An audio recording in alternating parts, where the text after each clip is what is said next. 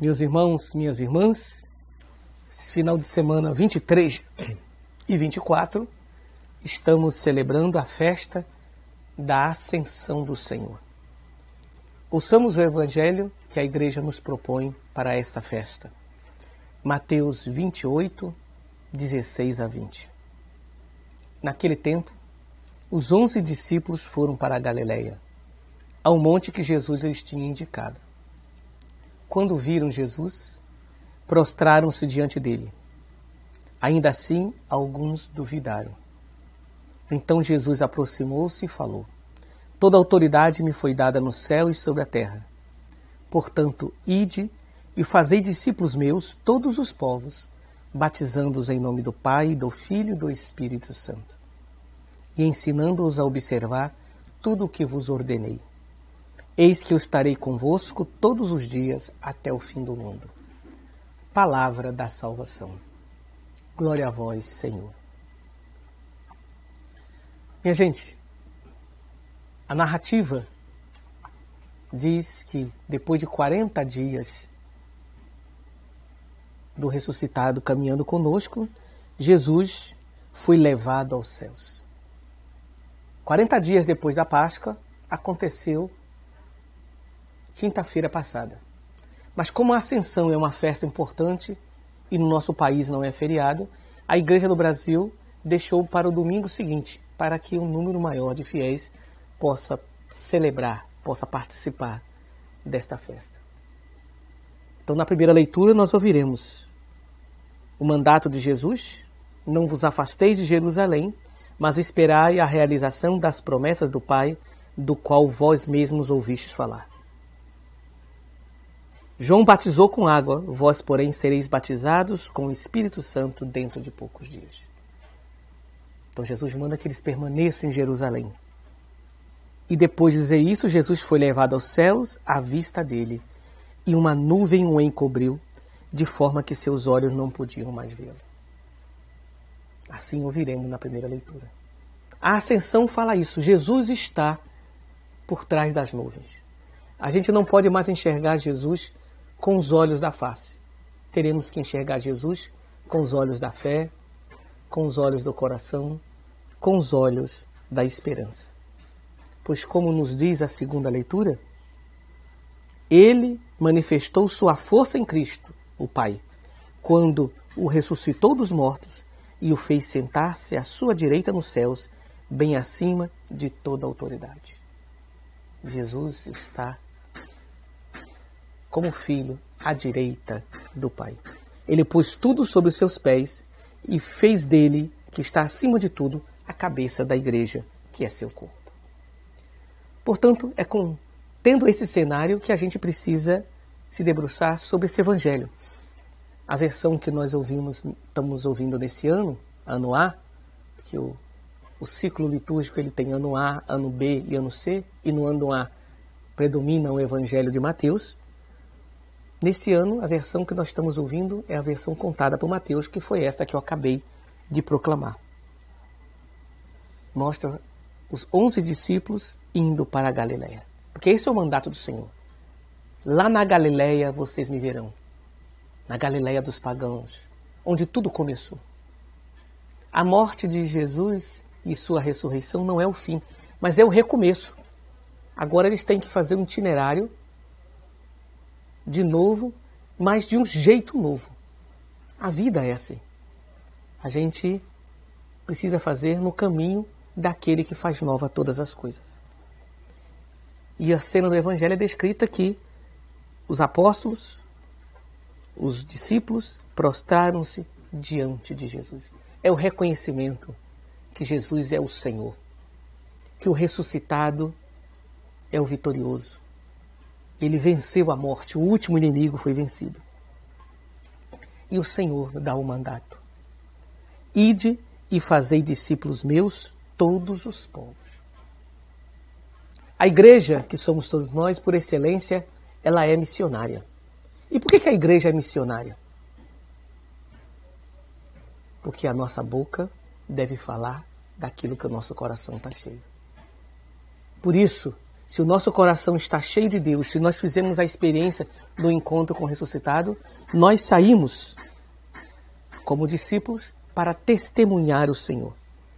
E como se dá esse testemunho?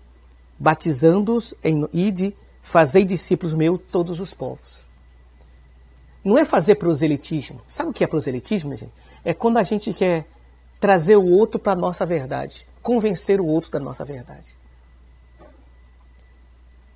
Papa Bento dizia que a igreja ela não cresce por proselitismo, ela cresce por atração.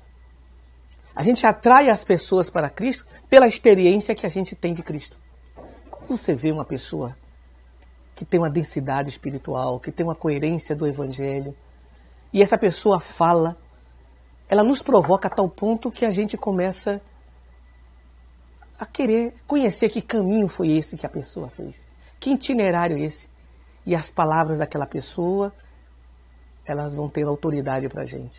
O testemunho daquela pessoa vai nos arrastando. E não nos arrastando para ela, que esse é o grande perigo. Da gente colocar mitos, pessoas no nosso caminho. O testemunho é para apontar para o fim. É sempre sinal. O sinal ele não aponta para si mesmo, ele aponta para a direção. E a direção é sempre Jesus. Por isso os discípulos são enviados não para fazer proselitismo, convencer outros de verdades, não para atraí-los para si mesmo, mas para, entre aspas, seduzir as pessoas para Deus. E quando eu estou usando esse termo seduzir, estou trazendo no coração, estou tendo diante dos olhos, aquele texto de Jeremias que diz: Tu me seduziste, Senhor, e eu me deixei seduzir. É um processo muito bonito, que a gente chamaria de mistagogia, de fazer o outro entrar no mistério. Assim como existe o pedagogo, e a função do pedagogo é ensinar o outro a caminhar na vida, é a arte de ensinar o outro a caminhar, nós precisamos ser mistagogos. Termos a arte de ensinar o outro a entrar na experiência do mistério, a fazer o encontro com o Senhor. E depois nós nos retiramos, porque quem tem que ficar é esse encontro de Jesus com o outro. Somos apenas servos inúteis. É preciso que ele cresça e que eu diminua. Por isso o Papa Francisco ele dizia que a igreja, que somos nós, não pode ser autorreferente. Nós não estamos falando de nós mesmos. A igreja ela é sacramento da salvação. Ela é sinal da salvação. Ela aponta para o Salvador. Portanto, ide e fazei discípulos meus todos os povos, batizando-os em nome do Pai, do Filho e do Espírito Santo. E o batismo, minha gente, não é um rito mágico. Derramar uma água sobre a cabeça da pessoa e dizer algumas palavras mágicas e pronto, acabou. Os gestos e as palavras, elas vêm carregadas de um sentido profundo. Se não tiver o sentido, os gestos e as palavras se esvaziam. Pior ainda, quando a gente faz os gestos e as palavras com sentidos contrários. Deixa eu dar um exemplo. O beijo de Judas. Era um gesto que, por excelência, é um gesto de amor, mas para Judas tinha um sentido contrário. Foi um sinal da traição. É esse que vocês têm que pegar. O batismo, aquilo que nós celebramos no rito bonito do batismo, é a expressão de alguém que agora entra na vida nova, que se reconhece filho de Deus. E quando é um batismo de criança, a criança está sendo batizada na fé que os pais e os padrinhos professam. E a gente pode batizar uma criança porque é pura graça de Deus. Nós não somos filhos pelos nossos méritos, é pela graça de Deus. Mas a criança está sendo batizada, é o desejo de os pais e os padrinhos dizerem: eu quero que esse meu filho, que esse meu afilhado, viva como eu vivo, se reconhecendo filho de Deus, que da parte de Deus já é. Batizamos em nome do Pai, do Filho e do Espírito Santo e ensinando-os a observar tudo que vos ordenei. O que será o tudo que o Senhor nos ordenou, minha gente? Tem gente que acha que tem que devorar todos os livros de doutrina, saber tudo do catecismo da Igreja Católica, para saber o tudo, não. Jesus, o tudo de Deus, está resumido no mandamento. Tudo de Deus é o amor. A tal ponto que Agostinho vai dizer, ama e faça tudo o que quiseres. Ou seja, se a gente amar autenticamente, a gente pode fazer tudo, porque vai fazer tudo por amor. E se é um amor autêntico, a gente pode fazer tudo. Se é um amor que tem o amor de Cristo como medida, portanto é o observar o tudo. A gente é batizado para a gente observar o tudo de Deus. Ou seja, a gente é observado para amar como Jesus amou, para viver como Jesus viveu. E tem a promessa do Senhor. E eis que estarei convosco até o fim do mundo. Como é bom a gente ouvir isso num tempo desse de pandemia. Domingo passado o Papa Francisco nos falava que muitas vezes a gente vive no mundo uma sensação de orfandade, como se nós não tivéssemos Pai. E Deus é Pai. O Espírito Santo é chamado Pai dos pobres. E aqui nós estamos ouvindo o próprio Jesus dizendo, eu estarei convosco até o fim do mundo. Nós não estamos perdidos. Mesmo diante de um cenário tão complexo como esse da pandemia, Ele está conosco. E Ele nos eleva. A festa da Ascensão, minha gente, é justamente se sentir elevado por Deus. Por isso é preciso buscar as coisas do alto. Numa situação dessa como pandemia, gente, buscar aquilo que nos eleva. As palavras que nos elevam, as atitudes que nos elevam, aquele que nos eleva. Como é doloroso a gente ver nas redes sociais, inclusive nas redes sociais de católicos e de cristãos, coisas que nos rebaixam. Mentiras, as fake news, a violência, o ódio. Como é bonito a gente ver pessoas nos ajudando a encontrar o sentido. Somos seres criados à imagem e semelhança do Senhor, abertos para aquele que nos eleva. E por isso podemos buscar as coisas do alto. Podemos dizer que a grande escada que nos eleva a Deus é a escada do amor. Que muitas vezes é difícil de subir num momento de conflito como esse que a gente vive, num momento de divisão como esse, de intolerância, num momento de pandemia, mas é a única escada possível para vivermos com dignidade a vida que Deus nos deu. Que a festa da Ascensão do Senhor nos ensine a buscar as coisas do alto, para que possamos viver já aqui na terra aquilo que só viveremos plenamente no céu. Que assim seja. Meus irmãos, minhas irmãs, nesta segunda parte do nosso programa, eu quero partilhar com vocês a mensagem do Papa Francisco para o 54º Dia Mundial das Comunicações Sociais. O Dia Mundial das Comunicações Sociais é sempre a festa da Ascensão do Senhor, por causa do mandato do Senhor. Ide e fazei discípulos meus, ide por toda parte. Qual é o tema da mensagem desse ano? É tirado de Êxodo 10:2. Para que possas contar e fixar na memória. A vida se faz história. Diz o Papa Francisco, a mensagem deste ano, ao tema da narração, eu dediquei a mensagem desse ano ao tema da narração, pois para não nos perdermos, penso que precisamos de respirar a verdade das histórias. Não aquelas histórias que nos destroem, histórias que nos ajudem a reencontrar as raízes e a força para prosseguirmos juntos. Ele disse, nessa confusão de vozes e mensagens que nos rodeiam, temos necessidade de uma narração humana que nos fale de nós mesmos, da beleza do que nos habita. Uma narração que saiba olhar o mundo e os acontecimentos com ternura. Conte a nossa participação num tecido vivo. Revele o entrançado dos fios pelos quais estamos ligados uns aos outros. Então o tema é sobre a narrativa. Então, o primeiro aspecto do Papa, terceira história. Ele lembra, o homem é um ente narrador. Temos fomes de histórias, sejam elas fábulas, romance, filme, canção ou simplesmente notícia. As narrativas, elas nos marcam, as histórias nos marcam. O homem Ele não é só o único ser que precisa de vestuário para cobrir a sua própria vulnerabilidade, mas também é o único que tem necessidade de narrar-se a si mesmo, de contar-se, revestir-se de história para guardar a própria vida. Não tecemos apenas roupa, mas também histórias. As histórias de todos os tempos têm um tear comum. Aí ele descreve: a estrutura prevê heróis, mesmo do dia a dia, que para encalçar um sonho, enfrentam situações difíceis, combatem o mal, movidos por uma força que os torna corajosos, a força do amor. Vejam quantas histórias, né? A devoção, por exemplo, a São Jorge, a luta contra o mal e assim por diante. O homem é um ente narrador, porque está sempre em devir, em mudança, em vir a ser.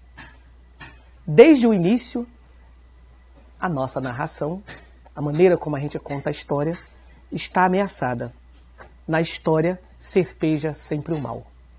Como a serpente, o mal estará ali. E a maneira de contar a história pode ser distorcida. Segundo aspecto que o Papa chama atenção: nem todas as histórias são boas. Quando a gente vê Gênesis 3:4, diz: se comeres, tornar-te-ás como Deus. Esta tentação da serpente introduz na trama da história um nó difícil de desfazer. Se possuíres, tornar-te-ás, conseguirás.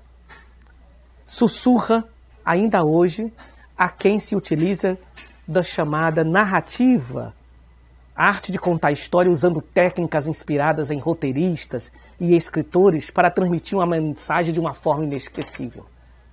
As histórias fantásticas, carregadas de um sentido não tão fantástico. Quantas histórias nos narcotizam, diz Francisco, convencendo-nos de que para ser felizes precisamos de ter, possuir, consumir. Quase não nos damos conta de quão ávido nos tornamos de bisbilhotice, como fofocamos, e de quanto gostamos de intrigas, de quanta violência e falsidade nós consumimos. Nesses teares da história, em vez de narrações construtivas, que solidificam os laços sociais e o tecido cultural, produzem-se histórias devastadoras e provocatórias que corroem e corrompem os fios frágeis da convivência. Quanta história que destrói. Quando se misturam informações não verificadas, repetem discursos banais e falsamente persuasivos, percutem com proclamações de ódio. Vejam, por exemplo, como se dissemina o ódio, como as fake news, sobretudo nas redes sociais, têm feito isso. Mas enquanto as histórias utilizadas para proveito próprio ou serviço do poder têm vida curta, uma história boa, verdadeira, é capaz de transpor os confins do espaço e do tempo. Porque nós precisamos de histórias que nos elevem. Numa época em que se revela cada vez mais sofisticada a falsificação, precisamos de sabedoria para patrocinar e criar narrações belas, verdadeiras e boas. Necessitamos de coragem para rejeitar as falsas histórias, as histórias depravadas. Precisamos de paciência e de discernimento para descobrirmos histórias que nos ajudem a não perder o fio no meio das inúmeras lacerações do hoje. Histórias que tragam à luz a verdade daquilo que somos, mesmo na heroicidade oculta do dia a dia. Então, precisamos ter essa sabedoria para descobrir a falsa história, as histórias que não são boas, das verdadeiras histórias, das histórias que nos elevam. Terceiro aspecto, chama atenção o Papa. A história das histórias. A Sagrada Escritura é uma história das histórias. Deus, através do seu narrar, chama à vida as coisas. E no apogeu, cria o homem e a mulher como seus livres interlocutores, geradores de história juntamente com ele. cria o homem e a mulher para contarem a sua história. A história de Deus, a nossa história. Nós não nascemos perfeitos, mas necessitamos de ser constantemente tecidos e recamados. Voltarmos ao estado original. Nesse sentido, a Bíblia é a grande história de amor entre Deus e a humanidade. No centro da Bíblia está Jesus. A sua história leva à perfeição o amor de Deus pelo homem. Contar e fixar na memória os episódios mais significativos dessa história das histórias. Os episódios capazes de comunicar o sentido daquilo que aconteceu. A história de Jesus dá sentido a toda a Sagrada Escritura. O título dessa mensagem que estamos ouvindo, tirado de Êxodo 10:2, para que possas contar a história na memória, diz o Papa, é tirado do livro de Êxodo. Deus recordou sua aliança com Abraão, com Isaac e com Jacó. Deus viu os filhos de Israel e reconheceu-os. Da memória de Deus brota a libertação da opressão que se verifica através de sinais e prodígios. E aqui o Senhor dá a Moisés o sentido de todos os seus sinais, para que possas contar e fixar na memória do teu filho e do teu filho os meus sinais que eu realizei no meio deles. Contamos a história para fixar na memória, guardar na memória. A experiência do Êxodo ensina-nos que o conhecimento de Deus se transmite, sobretudo, contando, de geração em geração. O próprio Jesus fala de Deus não com discursos abstratos, mas com parábolas, breves narrativas tiradas da vida do dia a dia. Também os evangelhos, não por acaso, são narrações. Enquanto nos informam acerca de Jesus, performam-nos, vão nos dando a forma, a imagem de Jesus, nos configurando a Jesus. O Evangelho de João diz-nos que o narrador por excelência, o Verbo, a palavra, se fez narração. O Filho de Deus, unigênito, que é Deus e está no seio do Pai, foi ele quem o contou. Foi ele quem o contou. Aí diz o Papa, usei o termo contou porque o original tanto pode ser traduzido como revelou, como contar. Deus teceu-se pessoalmente com a nossa humanidade, dando-nos assim uma nova maneira de tecer história. Deus contou a sua história para todos nós. Quarto ponto, uma história que se renova.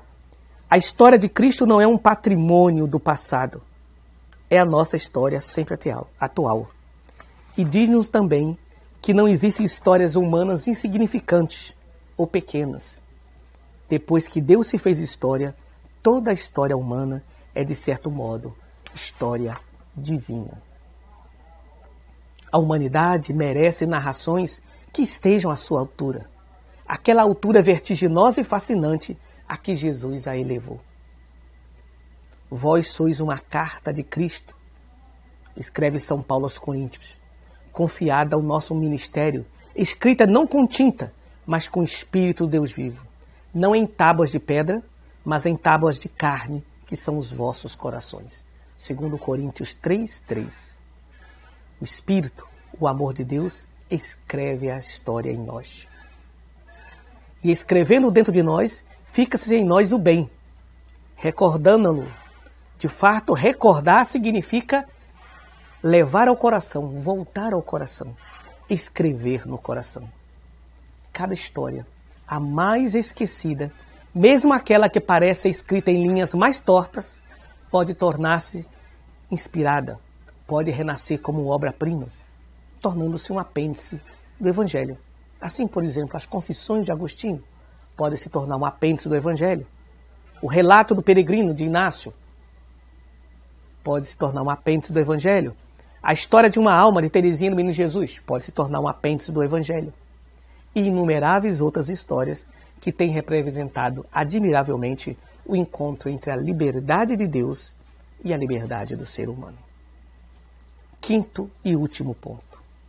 Uma história que nos renova. Em cada grande história, entra em jogo a nossa história. Ao mesmo tempo que lemos a Escritura, a história dos santos e outros textos, que souberam ler a alma do homem e trazer à luz a sua beleza, o Espírito Santo fica livre para escrever no nosso coração. Quando fazemos memória do amor que nos criou e salvou, quando metemos amor nas nossas histórias diárias, quando tecemos de misericórdia as tramas dos nossos dias, nesse momento estamos a mudar de página. Já não ficarmos atados a lamentos e tristezas, ligadas a uma memória doente que nos aprisionou no coração, mas abrindo-nos aos outros, abrimos-nos à própria visão do narrador. Nunca é inútil narrar a Deus a nossa história, ainda que permaneça inalterada a crônica dos fatos, mudam o sentido e a perspectiva. Com o olhar do narrador, que é Deus, o único que tem um ponto de vista final, aproximamo-nos depois dos protagonistas, dos nossos irmãos e irmãs, atores juntamente conosco da história de hoje.